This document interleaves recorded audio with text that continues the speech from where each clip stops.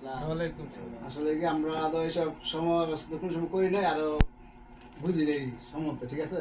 যেহেতু আমরা দল করি, আমরা বিএনপি দল করি, সবাই জানেন, সবাই এটার পক্ষে থাকেন, এই আর কি কথা। আর আমরা যাই কিছু করতেছি দেশের বাইরে সবকিছু করতেছি। আর মূলত হলো এত বছর অপেক্ষা করার পর যে আমরা জানিস উপলক্ষে একটা করা আর কি, আয়োজন করা সবাই নিয়ে। আর কি বলবো জায়গা, আমার ভাই এক ভাই, উনি তো বিএনপির জন্য জান পান, ঠিক আছে। সবাই এটা বুঝতেছেন যে জিনিসটা, দেশও অনেক কিছু করছে বিএনপির জন্য, আমরা বিএনপির জন্য সারাক্ষণ থাকি।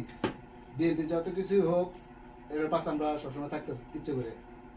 আর মূলত হলো বিএনপি গাঠে আমাদের এলাকার সব বিএনপি, আমরা 16 বছর যাবৎ বিএনপির পাশে আছি, অন্য কোনো রাজনীতি আমরা করি না, ঠিক আছে। আর মনির ভাই, উনি তো আল্লাহ দিলে দেশে গিয়া অনেক কিছু করছে, অনেক কিছু দেয়ছে বিএনপির পক্ষ থেকে। আর ওনার জন্য সবাই দোয়া করবেন যাতে সবসময় সেই বিএনপির পাশে থাকতে পারে, বিএনপির জন্য সবকিছু করতে পারে। আমার বক্তব্য এখানে শেষ। মনির কিছু বলো। আপনারা জানেন 17 বছর আমলিক সরকার আঙ্গুর করছে ভাই।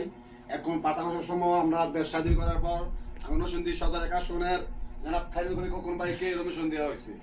তা আমরা যারা আছেন নরসিংদী সদরের ভাই বোনেরা, তারা সামনে ধানমার্কা ভোট দিয়ে তাকে খেদমত করার সুযোগ দিবেন। আর যারা প্রবাসী আছেন, যারা তাকে মনে ভোট হইতে পারে, তারাও ধানমার্কা ভোটটা দিয়েন।